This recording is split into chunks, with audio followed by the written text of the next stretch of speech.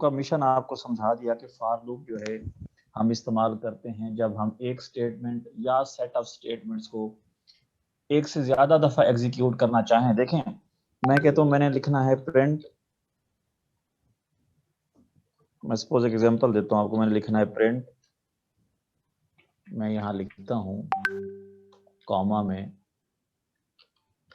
अब्बास, ठीक है, और मैं कहता हूं कि मैं इसी काम को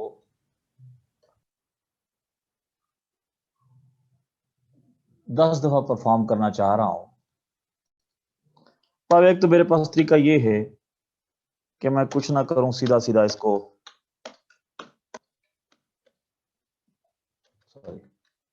मैं इसको सीधा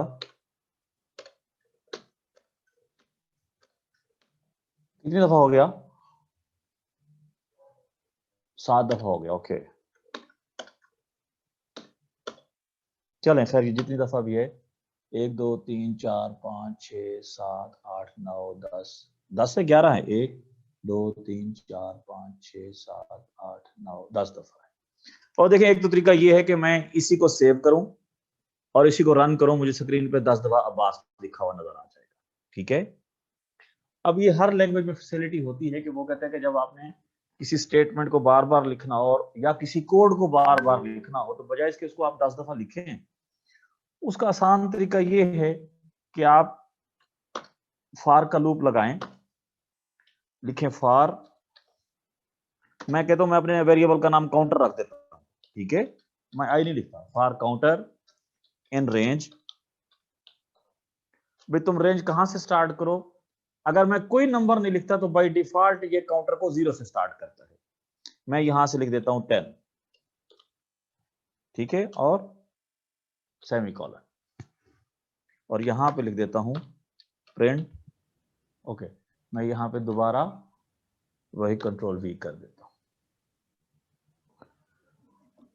देखें वो क्या है कि ये जो मैंने 10 स्टेटमेंट्स लिखी हैं, ये 2 लाइनें उसी 10 के बराबर हैं। ये जो आप जो यहाँ पे लोग अक्सर भूल जाते हैं या गलती करते हैं, बार बार वो कहते हैं यहाँ पे आई लगाना है, मैंने आई लगाना है, भाई यहाँ पे आप लिख दें अब्बास लिख दें। मैं कहता हूँ जी, मैं सपोज मैं इलेक्ट्रॉनिक्स लिख देता हूँ, ईएल लिख देता हूँ, फॉर ईएल इन रेंज 10, मतलब ईएल मींस कि इस काउंटर को स्टार्ट करेगा, ईएल को बाय डिफॉल्ट वो 0 से स्टार्ट करता है। ये बात सब लोग याद रखेंगे, बाय डिफॉल्ट जो है वो ईएल को वो 0 से ही स्टार्ट लेता है, कि बाय डिफॉल्ट वो ईएल को हमेशा 0 लेता है। ये आपकी चॉइस है, जो भी आप वेरिएबल का नाम रखना चाहे। आपने सिर्फ, मैं जिस बात पे आपको लाना चाह रहा था, गलती नहीं करनी, आपने कभी भी चीजों को आई जे के साथ मिक्स नहीं करना। आपको सिंपल पता हो कि ये मेरा वेरिएबल है ईएल, जो 0 से स्टार्ट होगा और कहां तक जाएगा, लेस देन 10 तक, 0 से लेकर 9 तक जाएगा। एक दफा अब्बास प्रिंट करेगा, फिर ईएल 1 होगा, फिर अब्बास प्रिंट करेगा, फिर एक दफा ईएल होगा, प्रिंट होगा। अगर मैं यहाँ पे ये लिख दूं, सपोज मैं यहाँ पे ये लिख दूं कंट्रोल वी, और मैं अगर यहाँ पे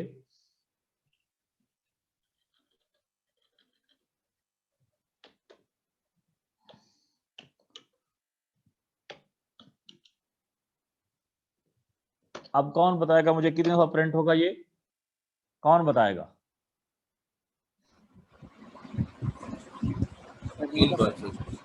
जो फॉर का लूप है, जो फॉर का लूप है वो एक दफा चलेगा तो अब्बास 10 दफा प्रिंट होगा, फिर दूसरी दफा चलेगा, सॉरी 3 दफा प्रिंट होगा, फिर दूसरी दफा चलेगा, फिर 3 दफा प्रिंट होगा, फिर तीसरी दफा चलेगा, फिर 3 दफा प्रिंट होगा। तो ये अब्बास का जो लफ्ज है ये एटलीस्ट क्या फिक्स नंबर जो 30 टाइम्स प्रिंट होगा। जब ये लूप खत्म हो जाएगा, फिर मैंने कितनी स्टेटमेंट्स लिखी हैं, फिर जो भी मैंने 7-8 लिखी हुई हैं, 7-8 दफा फिर उनको प्रिंट कर देगा। तो ये आपकी चॉइस है, आप जब कभी भी किसी काम में आइट्रेशन चाह रहे हैं, किसी कोड को आप बार बार परफॉर्म करना चाह रहे हैं, किसी टेक्स्ट को, किसी प्रिंट स्टेटमेंट को, किसी कोड को, तो उसको फॉर लूप के अंदर लिखें, तो आपको वो उतनी दफा काम कर देगा जितना आप चाह रहे हैं। इसे इसलिए हम बार बार फॉर का लूप इस्तेमाल करते हैं। फॉर लूप का ताल्लुक जो है यहाँ पे इससे नहीं है कि मैं यहाँ पे ईएल की जगह हमेशा आई लिखूं। काइंडली इस बात को मेक श्योर कर लीजिएगा, कभी आई की तरफ नहीं जाना। मैं यहाँ पे एक और वेरिएबल लिख देता हूँ, सपोज मैं कहता हूँ ओके, मैं यहाँ ये कह देता हूँ ओके, मैं यहाँ लिख देता हूँ x इक्वल टू 1। अब देखिएगा मैं क्या करने जा रहा हूं, मैंने यहां लिखा, मैंने यहां पे लिख दिया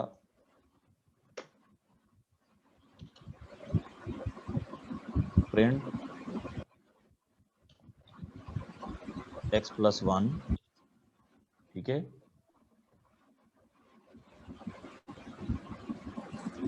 मैंने इसको कॉपी करके मैं यहां फिर लिख देता हूं प्रिंट x प्लस 1, मैं यहां फिर कॉपी करके लिख देता हूं प्रिंट x प्लस 1, इनको काट देता हूं। अब मुझे बताएं ये प्रोग्राम क्या करेगा, अब ये 10 दफा ही चलेगा, ठीक है। मैं x को यहां से मैं x को यहां से 0 से स्टार्ट कर दूंगा, तो इसका मतलब क्या होगा, अब ये मुझे गिनती गिन के दिखाता जाएगा। पहली दफा करेगा 0 प्लस 1, 1 के बाद अब्बास आ जाएगा, एक दफा प्रिंट हो गया, फिर क्या हो जाएगा, ये क्या होगा x प्लस 1, ये क्या होगा, क्यों जी, वो वैल्यू रिप्लेस कर देगा, नहीं रिप्लेस करेगा, वही 1 ही रहेगा, वही 1 ही रहेगा। मैंने x को इंक्रीमेंट, x को x प्लस 1 नहीं कहा, इस बात का ख्याल रखना है। x को मैंने x प्लस 1 कहा है, मैंने x is equal to x plus 1 नहीं लिखा। Yes sir. आपके जहन में जो है ना, आपके जहन में ये चल रहा है, ओके मैं इसको थोड़ा सा क्लियर कर दूं, आपके जहन में ये चल रहा है कि सर शायद ये कहना चाह रहे हैं, वो मैंने यहाँ पे नहीं लिखा कि x is equal to x is being assigned x plus 1, ठीक है। अब मैं अगर ये लिख दूं कॉपी, यहाँ पे फिर लिख दूं x प्लस 1, यहाँ पे फिर लिख दूं x is equal to x plus 1, और यहाँ पे सिर्फ मैं x लिख दूं, यहाँ पे भी x लिख दूं, यहाँ पे भी x लिख दूं। अब बताएं अब क्या प्रिंट होगा, अब ओवरराइट करता जाएगा सर। यस, मतलब अब यह पहला 1 प्रिंट करेगा, अब्बास आ जाएगा, फिर क्या करेगा, फिर 1 को 2 करेगा, यस सर। 2 प्रिंट करेगा, अब्बास आ जाएगा, फिर 2 को 3 करेगा, अब्बास आ जाएगा। मतलब पहली दफा जब लूप चलेगा तो 1 2 3 के साथ अब्बास आएगा, जब दूसरी दफा लूप चलेगा तो फिर उस 3 को अपडेट करेगा, 3 प्लस 1 4 अब्बास आ जाएगा, 5 अब्बास आ जाएगा, 6 अब्बास आ जाएगा। तो इसलिए कभी आपने इस ईएल के साथ इनको नहीं मिलाना, ये मेरे वेरिएबल्स ही अलग हैं। इसने 10 दफा काम करना है, और 10 दफा काम क्या है कि हर दफा x में 1 ऐड करे, उसको प्रिंट करके दिखाए और साथ ही अब्बास प्रिंट करे। और ये बात याद रखेंगे कि ये सारी चीजें जो हैं फॉर लूप का हिस्सा हैं, ये सारी चीजें, इनमें से कोई चीज भी फॉर लूप से बाहर नहीं है, सारी की सारी चीजें फॉर लूप का हिस्सा हैं। कहने का मतलब मेरा ये है कि ये फॉर लूप 10 दफा चलेगा तो कितनी स्टेटमेंट, हर दफा कितनी स्टेटमेंट्स एग्जीक्यूट करेगा। चलें इसको यूं देखते हैं, जब एक दफा लूप एग्जीक्यूट करेगा तो कितनी स्टेटमेंट्स एग्जीक्यूट होंगी, 1 2 3 4 5 6 7 8 9 स्टेटमेंट्स एग्जीक्यूट होंगी। तो इसका मतलब ये है कि ये जो फॉर का लूप है ये टोटली 90 स्टेटमेंट्स एग्जीक्यूट करेगा। कितने लोग फॉलो कर रहे हैं इस बात को, हमारी बात समझ आई आपको? Yes sir.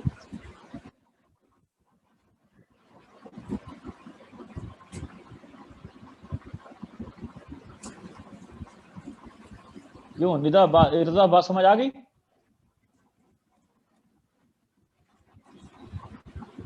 सर दोबारा रिपीट कर रहे हैं। जी सर समझ देखो आ गई। मैंने इब्रार ये कहा कि ये लूप कितनी दफा चलेगा, ये वाला स्टेटमेंट इसने 10 दफा चलना है, 10 दफा। ऐसे है ना,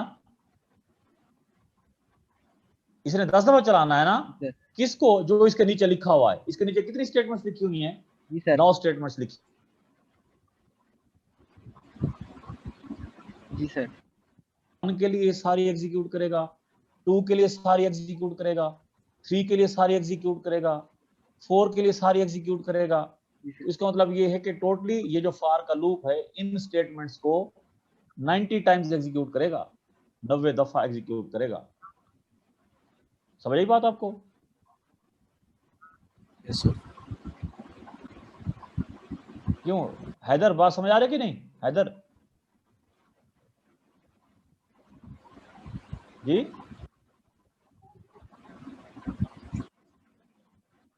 चले गुड। रिहाना आपको? यस सर, बिल्कुल आ रही है समझ। ओके मतलब हमने ये बात याद रखनी है कि ये मेरी स्टेटमेंट्स हैं, मैं यहाँ एक स्टेटमेंट लिखूंगा तो एक दफा एग्जीक्यूट हो गया। अच्छा मैं सिर्फ अगर मैं इस सारे को काट दूं, देखें मैं इस सारे को काट दूं, कट कर लूं, आप मुझे बताएं ये क्या करेगा, ये फार का लूप क्या करेगा? मैं इससे बाहर आके बाहर आके यहाँ लिख देता हूँ, सपोज मैं यहाँ लिख देता हूँ प्रिंट, मैं कहता हूँ यार एक्स प्रिंट कर देना। इसका मतलब है कि 0 + 1 करेगा, 1 + 1 करेगा, 1 + 2 करेगा, 1 + 3 करेगा, 1 + 4 करेगा, 1 + 9 तक जाएगा ये, और वो क्या हो जाएगा 10 हो जाएगा। तो आखिर में क्या प्रिंट हो जाएगा? 10 प्रिंट हो जाएगा, क्योंकि ये जो प्रिंट की स्टेटमेंट है ये फार लूप से बाहर है। वह जो फार की बॉडी है, जो फार जिसको एग्जीक्यूट कर रहा है वो ये वाली चीज है। हाँ अगर मैं ये लिख दूं यहाँ पे, आप बताएं अब क्या प्रिंट होगा? हर वैल्यू प्रिंट होगी सर, एडिशन होगी फिर प्रिंट होगा, फिर एडिशन होगी फिर प्रिंट होगा। गुड। इसका मतलब क्या है, पहली दफा क्या प्रिंट करेगा? पहली दफा 1 करेगा, फिर दूसरी दफा चलेगा 2 2 करेगा, फिर करेगा, तीसरी दफा चलेगा 3 करेगा, 3 करेगा। और जब आखिरी दफा जाएगा तो फिर क्या होगा? 10 आ जाएगा। 9 तक जाना है ना उसे, यस सर। तो ये 10 हो जाएगा। ठीक हो गया। तो फार लूप जो है मतलब आप चीजों को मिक्स नहीं करेंगे। फार लूप का फंक्शन सिर्फ और सिर्फ ये है कि आप एक स्टेटमेंट को या सेट ऑफ स्टेटमेंट्स को कितनी दफा एग्जीक्यूट करना चाह रहे हैं। तो जैसे मैंने ये 2 स्टेटमेंट्स लिखी हैं, तो इन दोनों स्टेटमेंट्स को 10 दफा इसको करेगा, 10 दफा इसको करेगा, लेकिन तरतीब यही होगी, पहले इसको, फिर इसको, फिर दूसरी दफा, फिर इसको, फिर इसको, फिर तीसरी दफा इसको, फिर इसको। जितनी स्टेटमेंट्स होंगी वो पूरी की पूरी एग्जीक्यूट करके मुझे दिखाएगा। ठीक हो गया। चले दूसरा ये है कि अगर मैं ये कहूं कि x मेरे पास है, ओके, अगर मैं ये कहूं कि मेरे पास, ये आप ऐसा करें कि मुझे आप ये बता दें, सिर्फ ये काउंटिंग करके दिखा दें कि लूप है कि चलेगा कितनी दफा, लूप चलेगा कितनी दफा। कैसे मैं प्रिंट करके देखूं? मैं सिर्फ ये लिखता हूं प्रिंट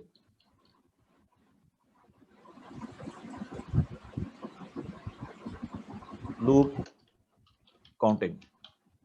ठीक है, मैं यहां लिख देता हूं प्रिंट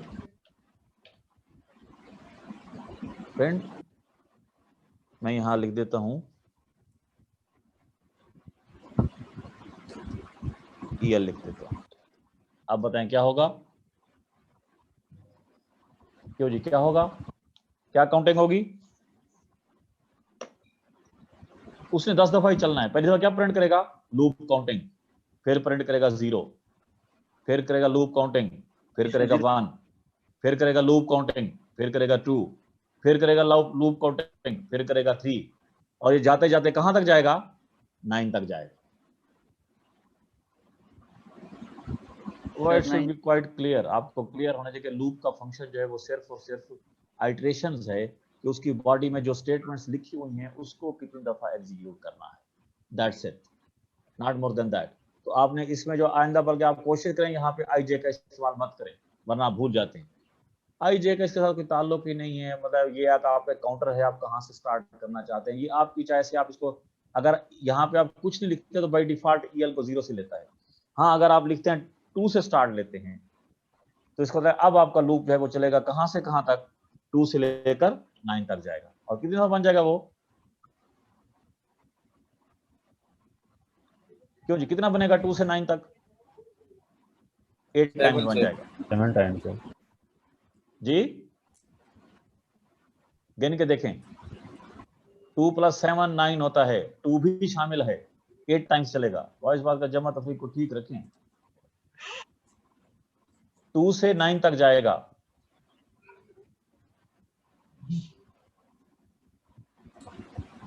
क्यों जी ठीक कह रहा हूं? 8 दफा चलेगा। सर अगर हमने 10 से मतलब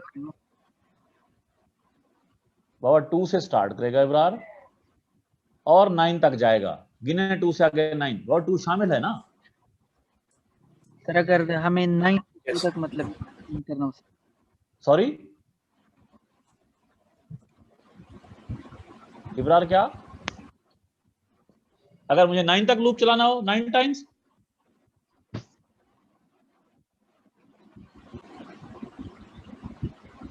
इब्रार क्या कह रहे हैं?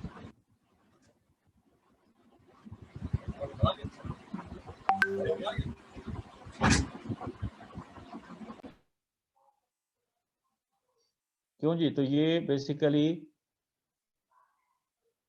ये लूप जो है ये 8 दफा चलेगा 2 से लेकर 9 तक, लेकिन 2 इंक्लूडेड है, और इस बात को याद रखेंगे 2 इंक्लूडेड है, ठीक है। और अगर मैं ये कहूं यहां मैं 2 लगा दूं, फिर क्या करेगा? क्यों जी? फिर लूप कितने दफा चलेगा? अगर आप लोगों ने पढ़ा हुआ है तो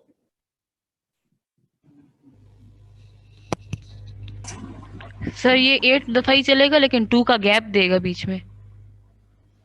2 मतलब का जो एडिशन होगी ना तो सर बीच में जो है गैप आएगी 2 गैप वैल्यूज कैसे की। आएगा? और 2 के बाद ये 3 के लिए नहीं चलेगा, ये 4 के लिए चलेगा। 4 के लिए चलेगा जी सर। 4 के बाद 5 के लिए नहीं, 6 के लिए चलेगा। 2 के लिए, 4 के लिए, 6 के लिए और 8 के लिए। 8 के दैट्स लिए। It, that's it. 10 तो उसमें शामिल नहीं है, तो ये लूप सिर्फ 4 दफा चलेगा। ये आप लोगों ने करके देखना है, ठीक है ना, कि लूप जो है वो 4 दफा चलेगा। एक बात, दूसरी बात जो आपने इस बात का ख्याल रखना है, इस ईएल को आपने दरमियान में, अगर आप चाहते हैं कि आपकी प्रोग्रामिंग अच्छी और आपको जब तक आपका कंसेप्ट क्लियर नहीं होता, इस ईएल को यहां पे इस्तेमाल मत करें। सपोज मैं एग्जांपल देता हूं, मैं कहता हूं मेरे पास एक लिस्ट है, मैं एग्जांपल देता हूं, मेरे पास एक लिस्ट है एक्स, जिसमें 2 4 6 7 8 9 10 9 10 12 15, ये मेरे पास नंबर्स पड़े हुए हैं, और मैं चाह रहा हूं कि मैं इनको प्रिंट करके देखूं, ठीक है। मैं इनको प्रिंट करके देखना चाहता हूं 1 बाय 1, ठीक है। अगर मैं पूरी लिस्ट प्रिंट करना चाहूं फिर क्या करूं? कौन बताएगा? पूरी लिस्ट प्रिंट करना चाहूं तो, अगर मैंने पूरी लिस्ट प्रिंट करनी हो, list is a type of variable, क्यों जी? अगर मैंने पूरी लिस्ट प्रिंट करनी हो सर एक जी, उसके लिए कुछ भी नहीं करना, सर बस सीधा रेंज सिर्फ सर एक प्रिंट एक्स लिखें, बस वो पूरी अच्छा लिस्ट सर प्रिंट कर देगा, पूरी की पूरी लिस्ट ठीक प्रिंट कर देगा, ठीक है ना, क्योंकि लिस्ट आपके पास एक डेटा टाइप है, ठीक है ना। जब मैं पूरी डेटा टाइप के साथ डील करता हूं तो फिर मैंने प्रिंट एक्स लिखा है, मैंने उसके किसी वेरिएबल का नाम नहीं लिखा। मैं कहता हूं नहीं यार, मैं उसके हर एलिमेंट को अलग-अलग टाइप करके देखना चाह रहा हूं, और कितने एलिमेंट्स हैं? 10 एलिमेंट्स हैं। तो फिर मुझे कितने एलिमेंट्स हैं? ये 1 2 3 4 5 6 7 8 9 10 है, ओके। फिर मैं ये फॉर का लूप लगाता हूं, टी इन रेंज, ये बार बार मैं तब्दील कर रहा हूं इस लफ्ज को, आई नहीं लिख रहा, अब मैंने टी लिख दिया। इन रेंज, कितनी रेंज है भला? आपके पास 10 की है, ठीक है। क्या लिखूं? क्यों जी? कौन बताएगा क्या लिखूं यहां पे? प्रिंट, क्यों जी? Mahvesh, Sir, print x of t. X of, T. Okay, मैं यहां पी लिखता हूं महवेश, टी नहीं लिखता, ठीक है। और मैं यहां कहीं लिख देता हूं p is equal to 0, sir ठीक है। मारिया को क्लास में एंटर कर दें।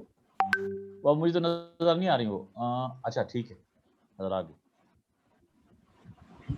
मैं यहां पे लिख देता हूं p is equal to p plus 1। अब बताएं, t का किसी स्टेटमेंट के साथ ताल्लुक है? t का ताल्लुक सिर्फ काउंटिंग से है कि उसने 10 दफा चलाना है। किन 2 स्टेटमेंट्स को? नीचे वाली 2 स्टेटमेंट्स को। जब प्रिंट x ऑफ p करेगा तो वो x ऑफ 0 को प्रिंट करेगा, जो कि 2 प्रिंट होगा। फिर p जो है p प्लस 1 हो जाएगा, p 1 हो जाएगा। जब दूसरी दफा करेगा तो x ऑफ 1 को प्रिंट करेगा, जो कि 4 होगा, एटसेट्रा। जाते जाते कहां तक? आखिर में अगर जाके मैं फॉर लूप से बाहर ये लिख दूं कि प्रिंट, यार मुझे p की वैल्यू भी प्रिंट कर दें, p क्या हो चुका है, तो क्या हो चुका होगा p? 10 कौन सर, बताएगा जी? 10 होगा सर, 10 हो चुका होगा, गुड, p 10 हो चुका होगा, ठीक है ना। मतलब इसका मतलब ये है कि ये दो स्टेटमेंट्स जो हैं, ये दो स्टेटमेंट्स जो हैं, ये तो 10-10 दफा चलेंगी, ठीक है। अब मैं इस टी को नहीं इस्तेमाल कर रहा, लोग इसमें भूल जाते हैं अक्सर बार, मुझे जो मेरा एक्सपीरियंस है कि वो कहते हैं इसी टी को ही शायद मैंने इस्तेमाल करना, अभी मैं टी को नहीं इस्तेमाल करता, मैं तो सिर्फ ये बताना चाह सर रहा ये हूँ। ऊपर p इज इक्वल टू 0, इसका मतलब सर ये 0 से स्टार्ट होगा। हाँ, इंडेक्स जो है एक्स ऑफ 0 को पकड़ेगा, पहले एलिमेंट को, ठीक है। फिर जब p 1 हो जाएगा तो एक्स ऑफ 1 पे चला जाएगा, जब p 2 होगा तो 5 पे चला जाएगा। तो इसलिए मैं कह रहा हूं कि इंडेक्सिंग को लूप के साथ मिक्स ना करें, अक्सर लोगों से गलती हो जाती है, ठीक है ना। लूप को लूप ही रहने दें कि उसका काम सिर्फ काउंटिंग करना है। इंडेक्सिंग क्या करनी है वो अपना इंडेक्स के लिए मैं अपना वेरिएबल अलग से इस्तेमाल करूंगा, ठीक है सर। तो जी कोई कंफ्यूजन हो तो।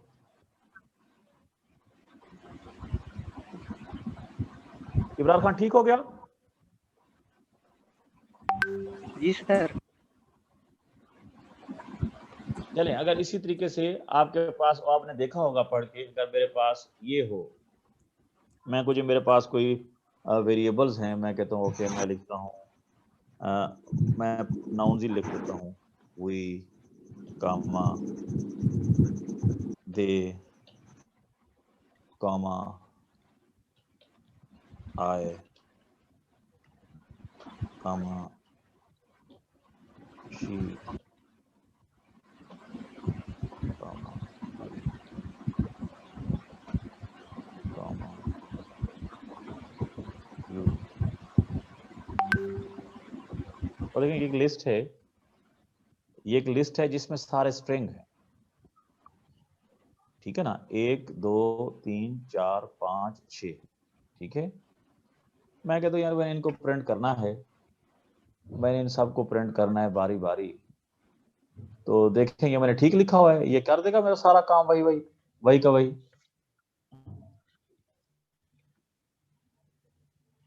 एक्स ऑफ 0 जो है वो क्या लेगा,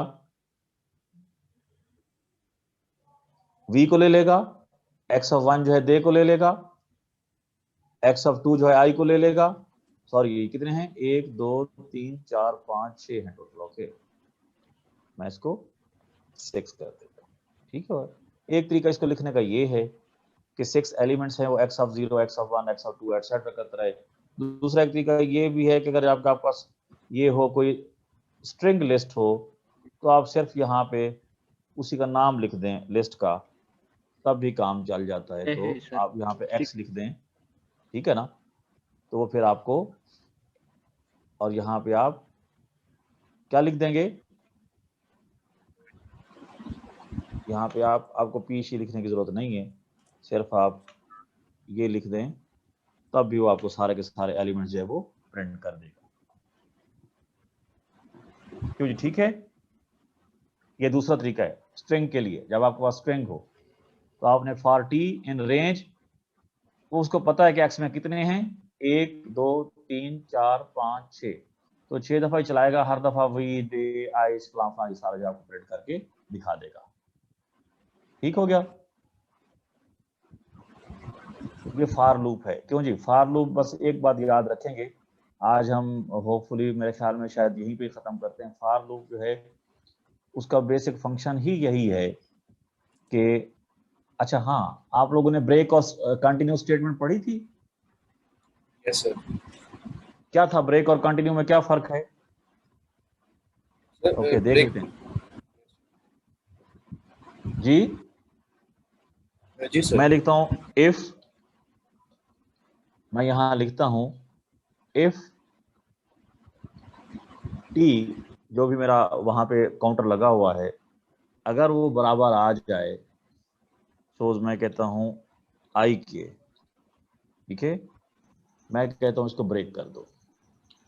सर ब्रेक स्टेटमेंट आइटरेशन को स्टॉप कर देगा। कहाँ स्टॉप करेगा, और ये बड़ी इंपॉर्टेंट बात है, कहाँ स्टॉप करेगा? सर में जो हमने ऊपर रेंज की वैल्यू लिखी होगी जी, सर, जो हमने रेंज डिफाइन की होगी। सर जो हमने इनिशियलाइज किया होगा, ये जो हमने Print. रेंज की वैल्यू लिखी होगी। मैं यहाँ लिख देता हूँ प्रिंट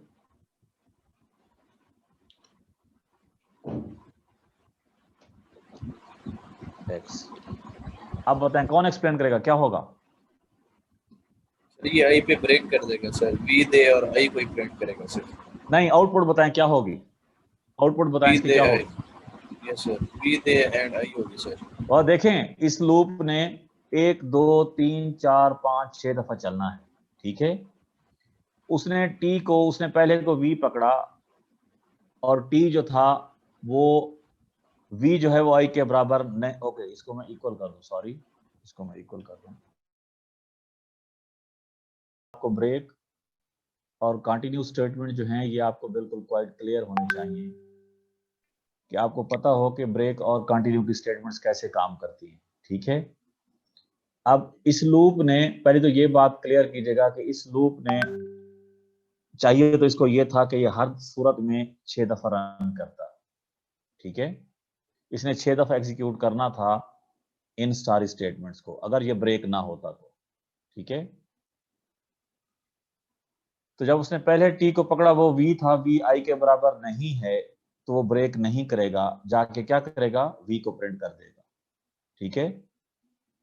फिर उसने दे को पकड़ा, दे को देखा, दे जो है वो आई के बराबर नहीं है, लिहाजा ब्रेक की तरफ भी नहीं जाएगा, वो क्या करेगा, जाके दे को प्रिंट कर देगा, ठीक है। जो ही वो आई की तरफ जाएगा और आई उसको क्या मिल गया, आई के बराबर मिल गया, तो वहां पे लूप क्या हो जाएगा, खत्म हो जाएगा। इसका मतलब यह है कि दरमियान में जहां कहीं भी आप लूप को टर्मिनेट करना चाहें, रोकना चाहें, you can stop it with the help of break statement. अब ब्रेक स्टेटमेंट जो है वो क्या करेगी, आपको स्क्रीन पे सिर्फ वी और दे प्रिंट करके देगी, बाकी उसके बाद सारे क्या हो जाएंगे, खत्म हो जाएंगे।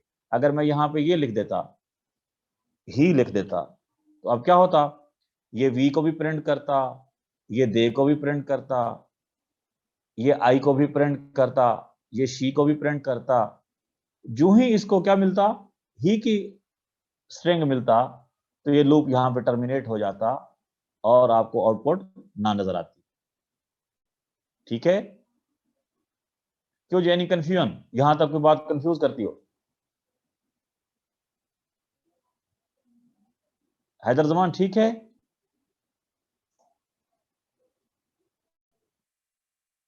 मतलब ब्रेक की स्टेटमेंट जो है, जहां कहीं भी आपने लूप को दरमियान में टर्मिनेट करना हो, वहां पे हम ब्रेक लगाते हैं। तो ब्रेक कब लगती है, जब भी जो ही वो कंडीशन ट्रू होती है, जो ही कंडीशन वो ट्रू होती है, उसके बाद लूप जो है वो मजीद एग्जीक्यूट होना बंद हो जाता है, तो लूप जो है वहीं पे रुक जाता है। So this is break statement, ठीक है। और इसके मुकाबले में अगर ये होता, मैं यहाँ पे कंटिन्यू लिख देता, फिर बताएं कौन बताएगा कंटिन्यू? महविश, कंटिन्यू क्या करता?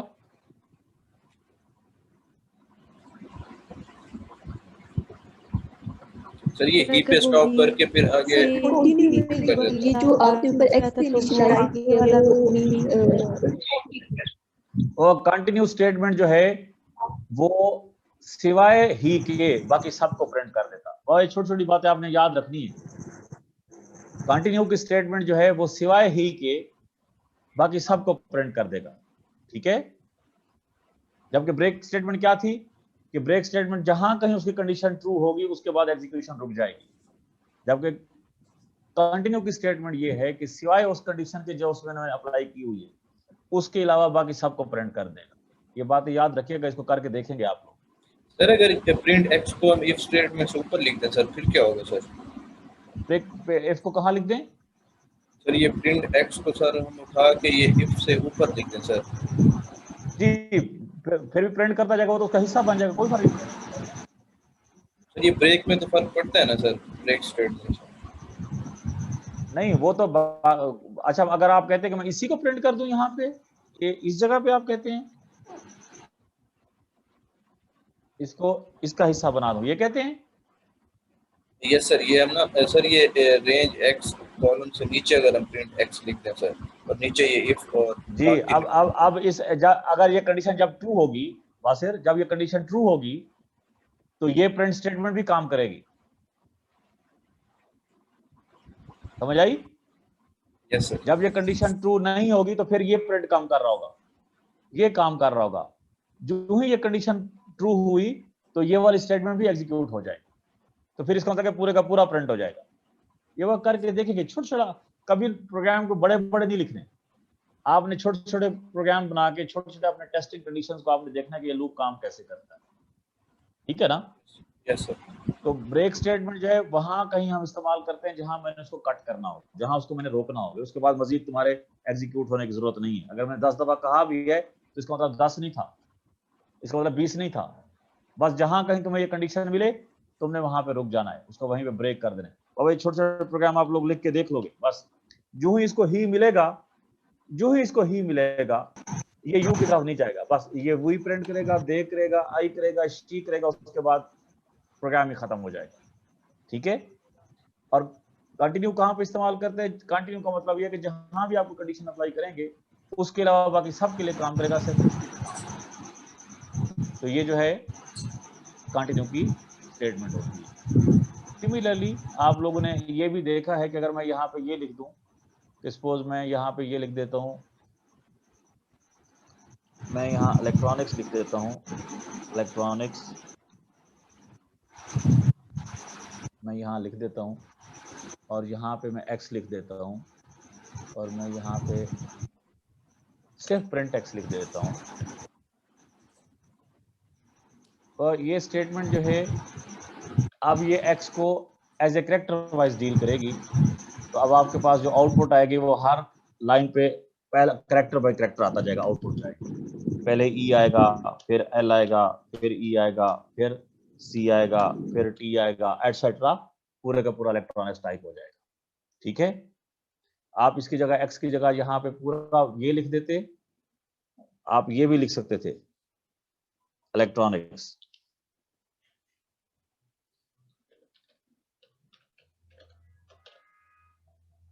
तो ये भी यही काम कर देता, आपको पूरे का पूरा कैरेक्टर सारे के सारे टाइप करके दिखा देता। तो फार लूप जो है आज आप फार लूप को लिख के देखेंगे, फार लूप से छोटे प्रोग्राम बना के देखेंगे। बस एक बात का ख्याल रखना है कि इस काउंटर को, जो आपका इनिशियलाइज्ड काउंटर है, इसको आपने अपने प्रोग्राम के अंदर इस्तेमाल नहीं करना। बहुत सारे मिस्टेक के चांसेस होते हैं, लोग गलतियां कर बैठते हैं। और इसका नाम अभी आज के बाद ये आप यूं कहें कि आप कसम उठा लें कि मैंने यहाँ आई भी नहीं लिखना, मैं अपना नाम लिख दूंगा, मैं इस्लामाबाद लिख दूंगा, कराची लिख दूंगा, यहाँ पे आई नहीं लिखूंगा, ठीक है? ताकि मुझे यकीन हो जाए कि मेरा लूप जो है वो कितनी दफा एग्जीक्यूट होगा। हाँ, जब आपको यकीन कामिल हो जाए कि इस आई का ताल्लुक बाकी प्रोग्राम के साथ नहीं है, तो फिर आप उसको लिख सकते हैं जो भी आपका दिल करे। यहाँ तक कोई क्वेश्चन? क्यों जी?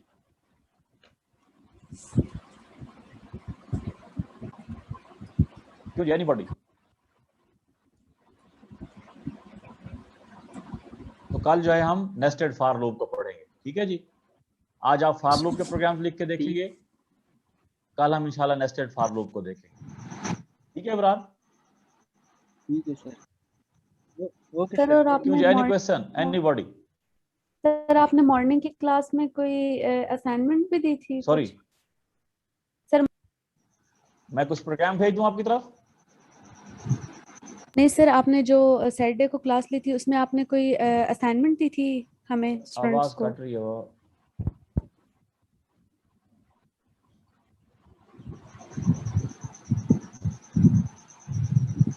किए नहीं प्रोग्राम लिस्ट के?